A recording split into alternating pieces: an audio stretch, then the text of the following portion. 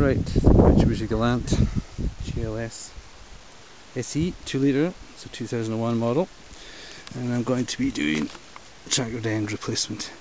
We call it track rod end in this country, some countries call it tie rod end. Either way, it's this knuckle that goes in there. There's a taper in there, there's a nut in the bottom with a split pin, so you take the split pin out, slacken the nut, and then we clobber that with a hammer, which chops it out. Or you can get a special fork tool that goes in there, which is okay if you're replacing this because you'll cut the rubber nearly every time. But if you wanted to reuse your track rod end, if you keep hitting there with a hammer, eventually it'll pop and you don't damage your rubber then. Right, you can count the number of turns once you've slackened the lock nut off, and you unscrew the track rod end off. You can count the number of turns it takes off and put the new one back on the same amount of turns. Or, as I know in this case where the rubber end's there, to the back of the nut, it's 104mm on MITSUBISHI Galants. That's what they're meant to be set up at. After that, you can go to a reputable tyre place and he will fine tune it till the right degree of toe in or toe out is achieved, and therefore your tyres don't get ruined. Because this one wasn't set correctly the last time, or whatever, wee bit of track rod end, for all the plates in there, it couldn't have been that end of the tyre is scuffed on the inside, which is basically the front tyre slash will be replaced anyway. So make sure you jack up your car in a good solid place and put in your axle stands so it doesn't fall on you, and throw in the wheel underneath. Just it's a belt and braces, so if it falls, drops onto the wheel, you can still jack it up again because you don't want it lying on the ground. Turn your wheel in, loosen the nut. I'm going to take this out next, and then we'll try and get that off. Right, so this nut here is a 17, and I'm sure it's quite slack, which it is, that's good. So we'll just take that off, and then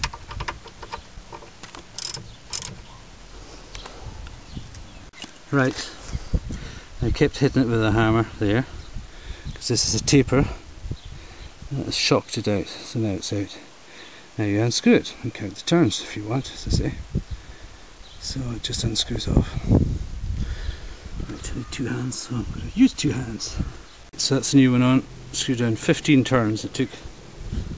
It's a rough guide to anybody else, but I say it's better to measure from there to there, the back of the lock nut, before you slide it, and it should be 104mm both sides. Anyway, it's on. Now you just have to pop it in there by pulling that off, or two hands will be good.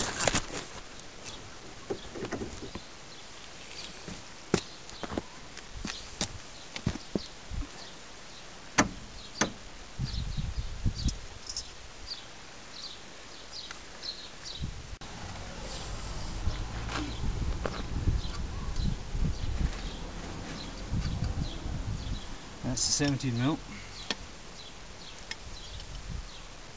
tighten it up.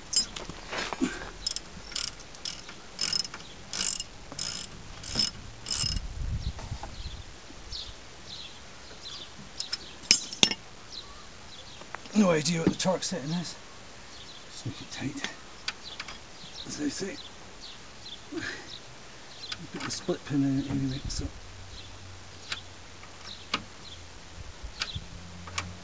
hole lined up. Just about there. And find the split pin, which is conveniently lost. It's good to be organised.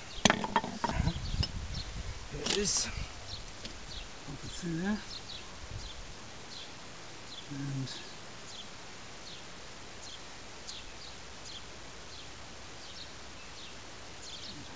around the thing a bit, that's it. And then, you know, the nut can't come off. And then just tighten up your lock nut.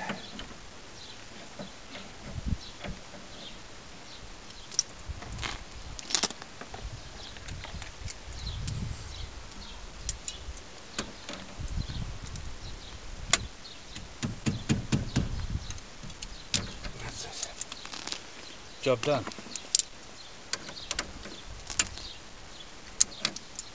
I just think the rubber gets very squashed in these once it's on the road, goes in right in at an angle and that's half the problem. Anyway, that's it done. What did it take? 20 minutes? Easy job. Hope that's of help to somebody. You know, I've seen worse tractor ends, and this one, I remember the rubber was split at the last MIT, and it had only been on a few months before, so the guy glued it, and funny enough it's still held actually. I thought it was split, but I mean it feels a bit rough inside, so I assume that in the time it was split the dirt got in. It probably would take you out of a scrape, it probably would have done for a good while yet, but you know what it's like, MIT comes up, just one little thing, you feel it.